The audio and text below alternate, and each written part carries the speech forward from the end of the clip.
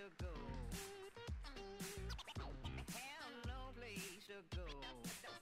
Darling, have no place to go. Vous aviez une présentation? Quand je pourrais avoir une petite, tout à l'heure, oui, une petite image, ça sera bien, mais...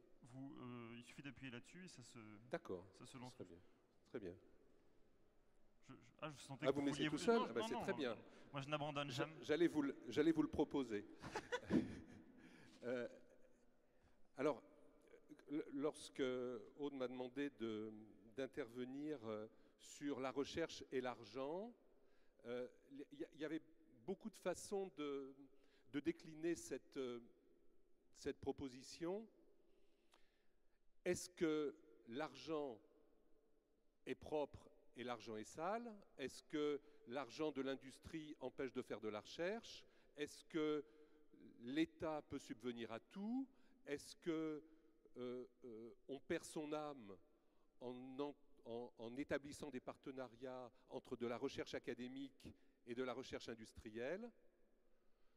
Et puis après, je vous donnerai un petit exemple. Voilà. Donc, mon expérience, elle est très simple. Ça fait plus de 30 ans que je fais de la recherche académique dans des endroits tout à fait chics et propres. Aujourd'hui, il est tout à fait clair que si on compte sur la manne publique pour faire cette recherche, on ne meurt pas tout de suite.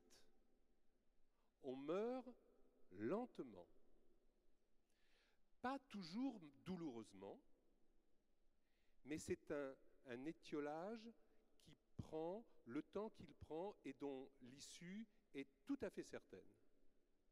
Les effets de levier, on ne peut les avoir qu'à partir du moment où on se dit il y a des industriels qui ont besoin de nous, nous avons besoin des industriels, et un jeu de chat et la souris commence. Si je suis arrivé tard aujourd'hui, c'est parce que j'avais le meeting de sortie d'une première tranche d'un partenariat avec une très grosse industrie pharmaceutique.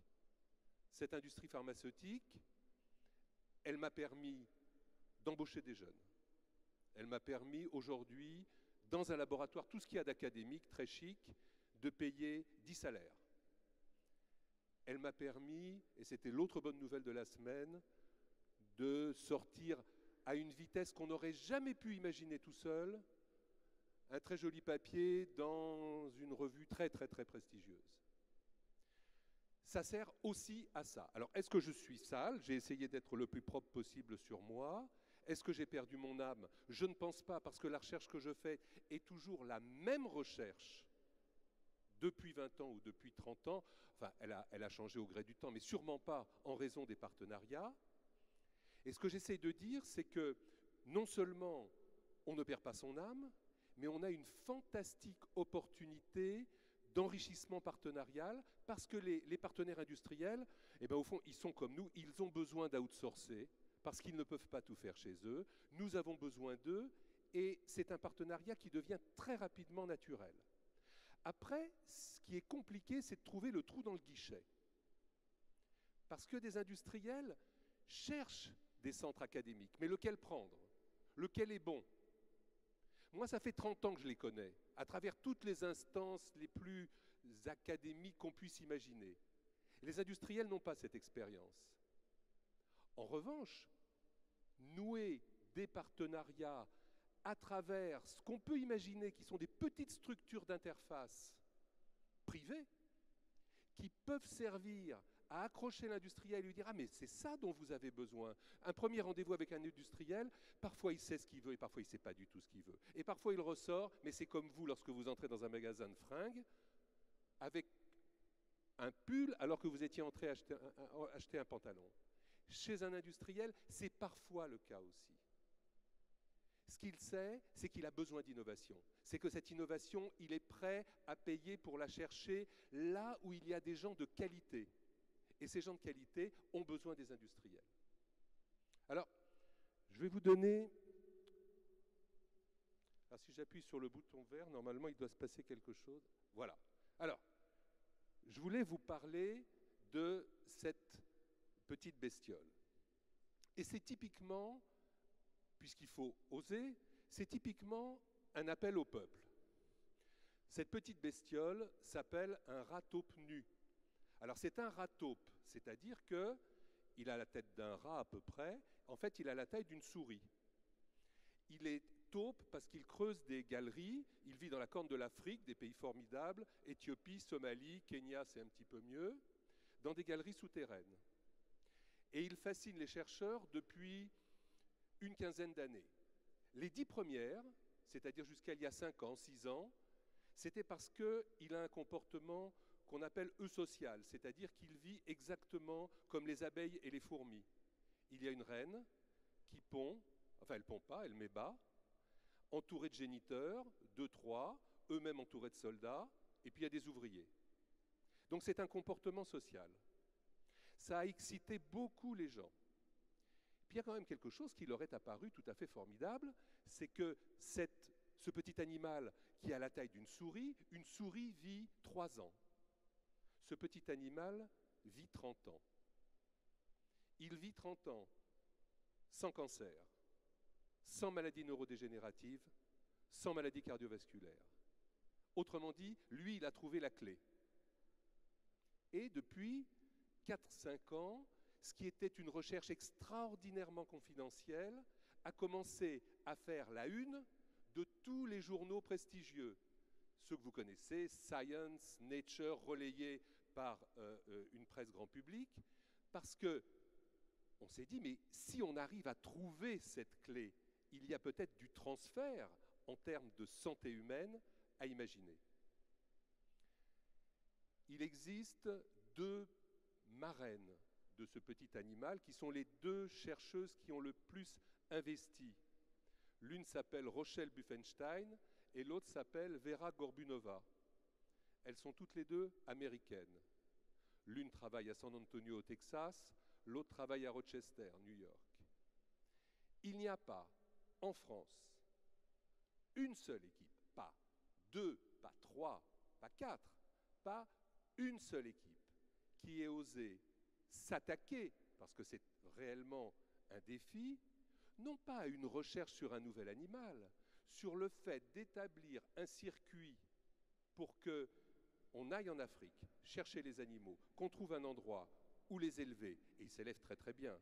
Il suffit de les mettre dans un petit circuit, c'est-à-dire que ce sont des animaux qui sont des travailleurs infatigables, et il faut qu'ils puissent bouger. Donc on les met dans des petites cages reliées par des tuyaux en plexiglas, c'est marrant comme tout, je suis allé les voir.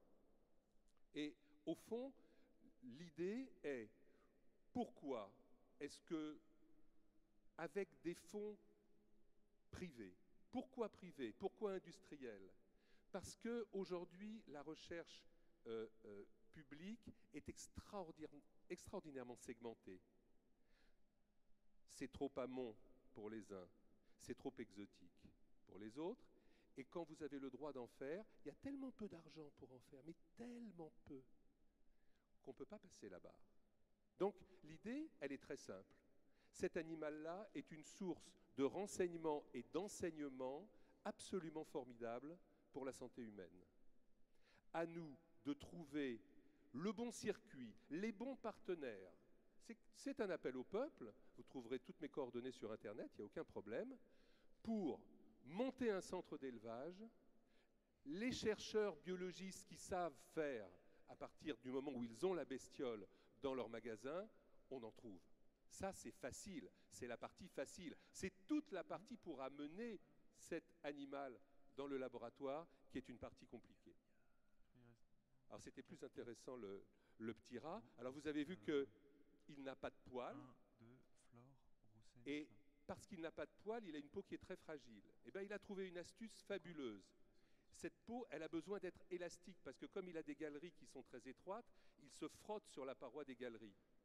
Et s'il n'avait pas une peau extraordinairement élastique, il aurait des plaies et il mourrait de ses plaies. Eh bien, il a trouvé le chic.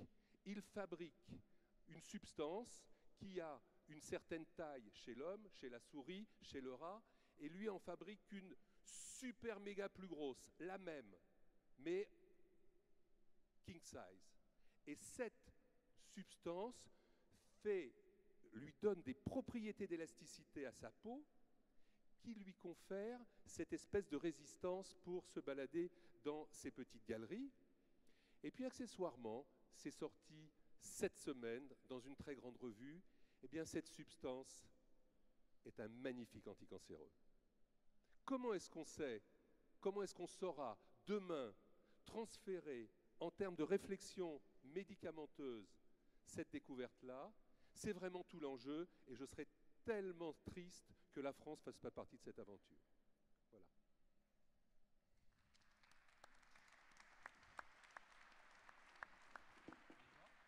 C'est parfait, mais on serait extrêmement triste aussi, cher Gérard, mais je pense que votre appel au peuple a été entendu.